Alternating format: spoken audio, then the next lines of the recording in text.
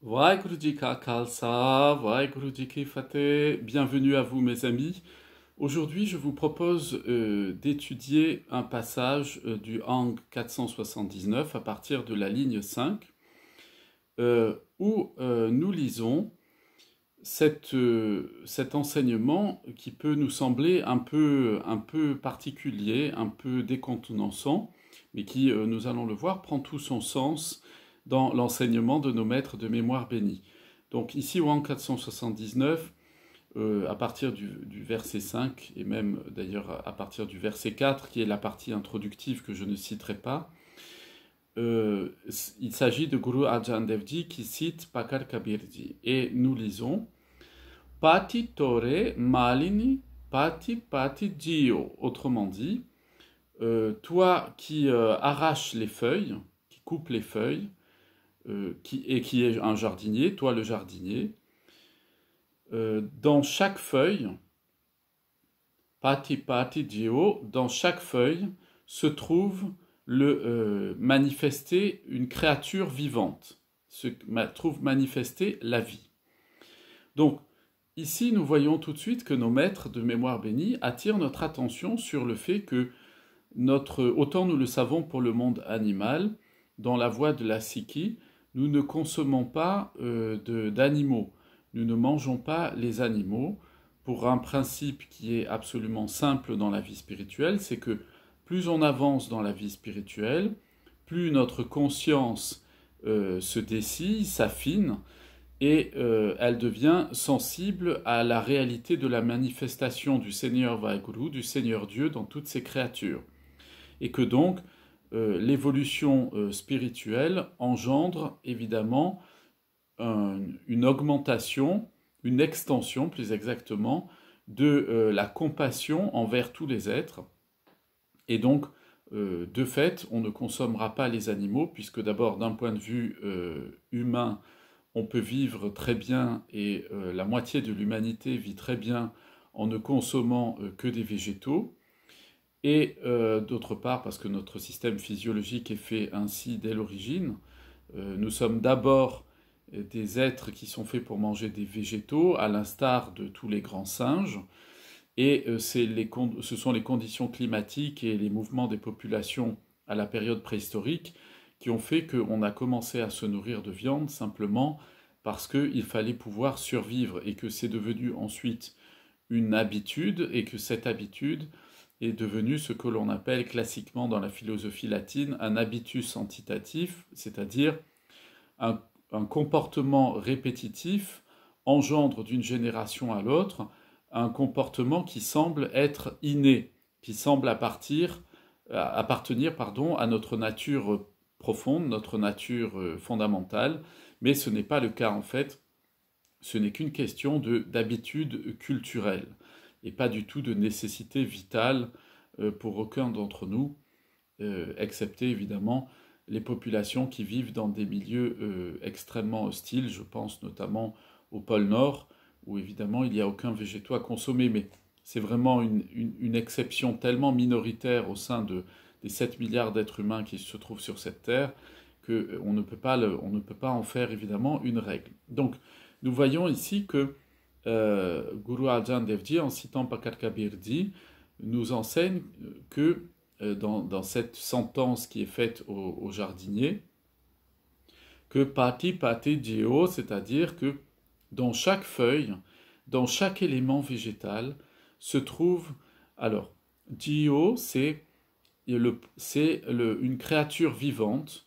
On peut le traduire d'ailleurs de façon tout à fait raisonnable et sérieuse par se trouve une âme au sens étymologique du terme. Âme en français, ça vient de anima en latin, et anima, animus en latin.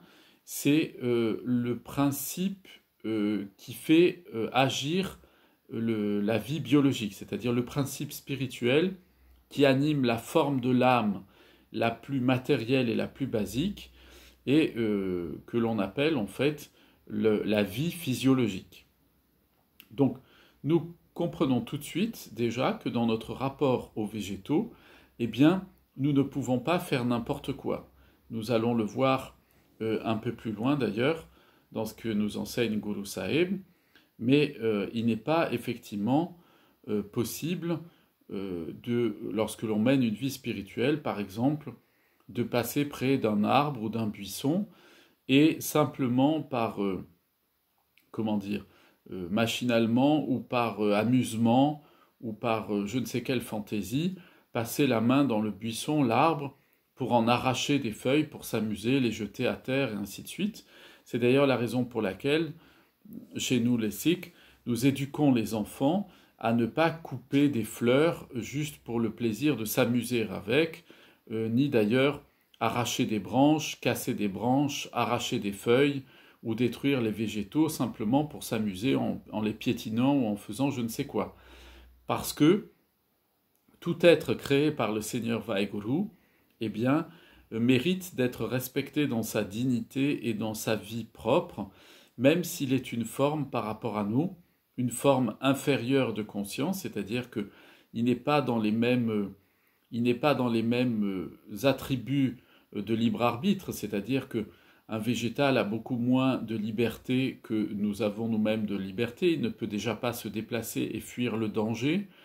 Il peut donner, on le sait aujourd'hui par des études qui ont été menées, notamment par des ingénieurs agronomes allemands, mais nous savons aujourd'hui que les végétaux, notamment les arbres, communiquent entre eux lorsqu'il y a un danger, par exemple que l'un d'entre eux ou plusieurs d'entre eux soient coupés par des bûcherons.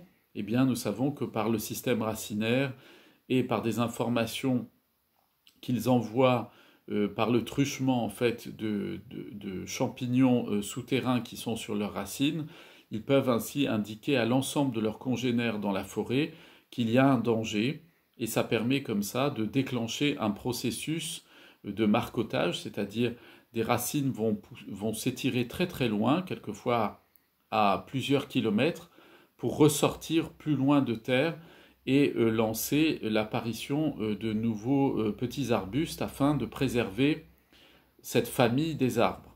Donc ce que je vous dis là, évidemment, a fait l'objet d'études scientifiques tout à fait sérieuses. Je vous renvoie d'ailleurs, si certains d'entre vous sont intéressés par ce sujet-là, je vous encourage vraiment à l'étudier parce que ça permet de reposer notre rapport aussi aux végétaux et pas seulement au monde animal.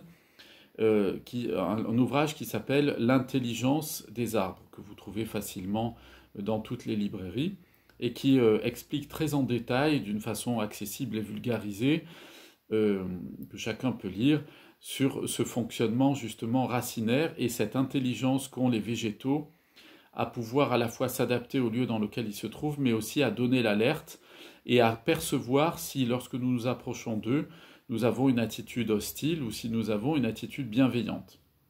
Et donc vous voyez ici, la Bani, comme toujours, enseigne des siècles avant même que la science le trouve, quelque chose que la science démontre aujourd'hui, et on peut rendre grâce au Seigneur Vaheguru du fait que la science met au jour ce que les textes, les enseignements sacrés de nos maîtres de mémoire bénis avaient révélé par révélation divine, par connaissance divine, par la manifestation de la lumière éternelle du Seigneur Vaheguru aux hommes il y a plusieurs siècles de cela.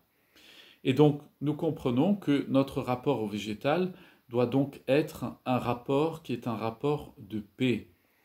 Et bien entendu, nous avons un rapport un peu différent avec le monde végétal d'avec le monde animal, puisque nous y puisons les ressources nécessaires pour pouvoir nous alimenter, selon le principe spirituel suivant, un principe compassionnel et spirituel, qui consiste à infliger le moindre mal possible, le moins d'impact possible en termes du karam, en termes karmiques, d'incidence karmique quant à nos actes.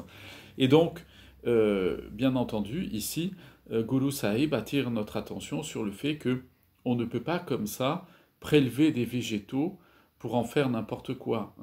Couper des roses, par exemple, couper des fleurs, ou faire un bouquet dans la forêt ou dans la campagne avec des fleurs, et puis quand on arrive à la maison, les oublier dans un coin, ne pas les mettre dans l'eau, les laisser dépérir et finalement les jeter à la poubelle parce que ça ne nous intéresse pas et on n'en veut plus, c'est pas conforme à la vie spirituelle de faire ça. Ça ne va pas dans le sens de la bienveillance, de la compassion et du respect que l'on doit à toutes les créatures, aussi infimes, aussi petites et aussi fragiles soient-elles. Et j'allais dire, plus elles sont petites et plus elles sont fragiles, plus elles sont à notre merci, eh bien, plus nous devons avoir de la bienveillance à leur égard. Et lorsque nous prélevons des végétaux, bien entendu, nous devons prélever uniquement ce qui nous est nécessaire. Alors pour cela, je vais vous indiquer une règle qui m'a été enseignée il y a très longtemps de cela par un de mes grands-pères, et que je trouve qui est une règle qu'il tenait d'ailleurs lui-même de son père, et qui est une règle de son grand-père et de son arrière-grand-père, qui étaient des jardiniers, et qui est une règle de grande sagesse, je trouve, et qui devrait s'appliquer dans notre société de manière générale, dans notre rapport à l'ensemble de l'écosystème écologique et de manière générale à la manière dont nous puisons dans la nature pour pouvoir vivre dans notre quotidien, eh bien, il me disait toujours, lorsque tu as un besoin alimentaire de prélever une plante, sur une plante, eh bien, tu dois toujours appliquer la règle des tiers. Cette règle des tiers, c'est que il y a un tiers que tu dois laisser à la plante, un tiers de la plante que tu dois laisser pour la consommation des animaux, et un tiers que tu peux prendre pour toi. Hein. Donc je redis juste cette règle des tiers, c'est un tiers où on ne prend pas la plante dans son entier, ou sur une colonie de plantes, on ne prend qu'un tiers de cette colonie-là pour notre usage personnel, un tiers qu'on laisse pour l'usage des animaux des champs et des forêts qui ont tout autant que nous le droit de pouvoir se nourrir de cette plante, et enfin un tiers qu'on laisse à la plante pour lui permettre de continuer sa vie, de poursuivre son existence.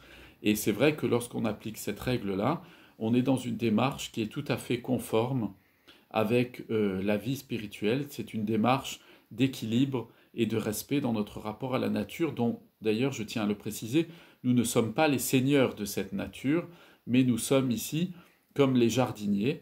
Un jardinier n'est pas le maître des végétaux, mais il est celui qui en prend soin et qui doit faire attention à ce qu'il fait dans son rapport à ce monde végétal qui ne lui appartient pas, qui appartient à Dieu, et dont nous, ne sommes que des éléments parmi les centaines et centaines de milliards d'éléments qui composent la création du Seigneur Vaheguru. Donc si nous poursuivons, Guru Sahib nous dit « Jis pahan kao pati tore sopahan nirjeo » c'est-à-dire cette statue en pierre, cette idole de pierre, pour laquelle tu vas offrir des feuilles, ces feuilles que tu as arrachées, hein, sous-entendu que tu as arrachées, cette statue de pierre est sans vie. Donc Guru Sahib nous dit, tu vas toi priver de la vie les feuilles qui sont sur l'arbre pour les offrir à une statue qui est inerte, qui est sans vie. Elle n'a pas d'existence propre. Et il poursuit, Pulimani heo, en cela, tu te trompes au jardinier. Hein? Pulimani heo, c'est quand tu quand tu fais ça, tu commets une erreur. Donc, ici, nous voyons bien que Guru Sahib explique qu'il faut être bien conscient d'une chose, c'est que lorsque nous sommes face à la création du Seigneur Vaheguru, nous sommes face à la manifestation du Seigneur Vaheguru. C'est-à-dire que tous les êtres qui nous entourent, eh bien, sont des formes du Seigneur Vaheguru. Ils sont des manifestations de ce que l'on appelle son Mahatma, c'est-à-dire de cette âme suprême, de cette âme divine suprême. Et Guru Sahib de conclure cette première partie, Satguru Jagata Heteo, c'est-à-dire le Sadguru, le maître véritable, et le Seigneur qui est vivant, qui donne la vie. Il est celui qui procure, il est Jagta He Dio, il est celui qui communique la vie, qui donne la vie à toute chose. Et nous allons entendre l'explication que nous donne ici Guru Sahib concernant cette question de notre rapport aux végétaux. Il dit Brahmapati Bisan Dari Ful Sankadeo. Sankadeo. Et là, il nous explique Brahma, le dieu Brahma, c'est-à-dire la forme de créatrice, l'aspect créateur du Seigneur Vaheguru, se trouve pati dans les feuilles. Bisanetari. Bisanetari, c'est Bisan, c'est Vishnu. Se trouve, c'est la forme du dieu donc conservateur, se trouve Tari dans les branches. Ful Sankarteo et Shiva, la forme dissolutrice, destructrice du Seigneur Vaheguru, se trouve où? Dans les fleurs. Et il poursuit, écoutez bien, c'est très important. Tin dev partak tore karahi kis ki seo. Lorsque tu brises l'un de ces trois dieux, l'une de ces trois divinités, mais exactement, il dit, lorsque tu brises l'un de ces trois dieux, quel culte es-tu en train de rendre? Donc vous voyez, mes amis, ici, Guru Sahib, en citant Pakat Kabirji, nous dit que dans notre rapport au monde végétal, nous avons un rapport à la manifestation de la divinité du Seigneur Vaheguru.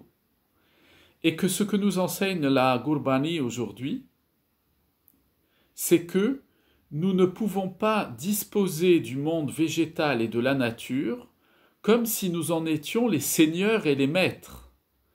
Nous ne pouvons pas faire ce que nous voulons de la nature. Pourquoi? Parce que, comme je vous le cite assez régulièrement, la Bani nous dit que le Seigneur Vaheguru est le Seigneur de la nature, et qu'il se promène, comme dit la Bani, il se tient au milieu des arbres, des forêts et des champs, au milieu de la végétation, qu'il est le Seigneur de la végétation. Et ici, nous voyons, Guru Sahib, dans son enseignement, va plus loin encore, et il nous explique que à chaque fois que nous prenons quelque chose dans un végétal, nous devons le prendre pour quelque chose qui se justifie, non pas pour la satisfaction de nos désirs et de nos fantaisies personnelles, mais nous devons avoir un rapport, lorsque nous prélevons quelque chose dans le monde de la nature, nous devons avoir une attitude de crainte, de respect. Quand je dis crainte, c'est un respect immense. Nous devons avoir un grand respect pour cette vie que nous allons prendre à ce moment-là dans le monde végétal, et que cette vie que nous allons prendre pour le monde végétal, nous ne devons pas la prendre pour rien. Nous ne devons pas la prendre pour l'offrir à une idole. Qu'est-ce que ça veut dire ici?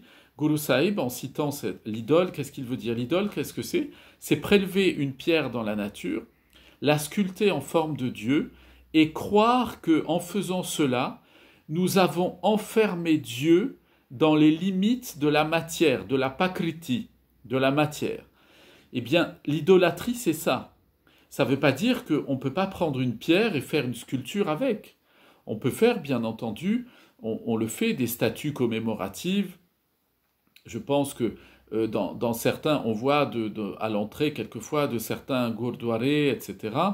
On va voir des statues qui vont commémorer des choses, rappeler des scènes de la vie de nos maîtres de mémoire bénis, qui vont rappeler un personnage qui a fait quelque chose d'important pour la préservation du bien commun, ou qui politiquement a eu une action de protection des populations, et ainsi de suite. Donc, tout cela n'est pas un problème. Ce qui est un problème, effectivement, dans la vie spirituelle, c'est de croire que, en faisant une statue, je vais enfermer Dieu dedans. C'est ça l'idolâtrie.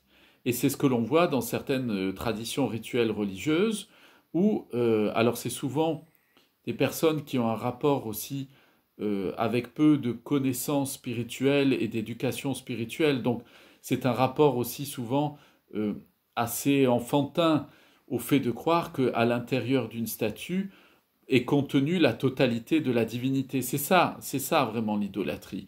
Et de penser que en arrachant des feuilles pour l'offrir à cette statue, eh bien, on va à ce moment-là satisfaire le Dieu qui se trouve à l'intérieur. Eh bien, Guru Sahib nous dit non, non, justement, ce que tu dois voir dans la vie spirituelle, c'est que le Seigneur Vaheguru lui-même, il se tient dans les feuilles que tu vas arracher. Et toi, tu ne le vois pas, tu vas arracher ces feuilles-là pour faire quoi? Un rituel que tu as fabriqué toi-même, mais dans lequel tu crois maîtriser Dieu. Parce que c'est ça l'idée de l'idolâtrie. L'idée de l'idolâtrie, c'est j'ai du pouvoir sur Dieu, j'ai une maîtrise sur Dieu. Et Guru Sahib nous dit, effectivement, attention, tu es en train de te tromper, tu confonds les choses. Or, la première contemplation que tu dois avoir d'adoration, de prise de conscience que le Seigneur Vaheguru se manifeste tout près de toi, en toi et autour de toi, c'est lorsque tu es dans un rapport avec la nature. Et comme nous l'avons entendu, Guru Sahib nous dit Brahmapati Bisanedari Ful Sankardeo, c'est-à-dire Brahma est dans les feuilles, Vishnu est dans les branches et Shiva se trouve dans les fleurs. C'est-à-dire que les trois dimensions, les trois aspects manifestés du Seigneur Vaheguru en tant que créateur, conservateur et destructeur de sa création, eh bien, sont présents à l'intérieur de la nature, sont présents dans le monde végétal comme dans tout le reste de la création, et que lorsque nous entrons en relation avec le monde végétal, nous devons toujours, avant de prendre un végétal pour notre consommation, avant de prendre un végétal, par exemple des fleurs que nous allons offrir, par exemple lorsque nous rendons au Gurdwara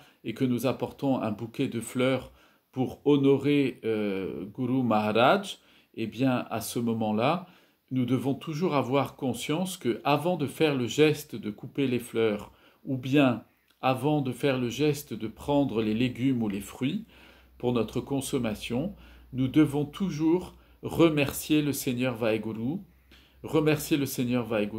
du fait que nous n'allons prendre que ce qui est nécessaire à notre consommation.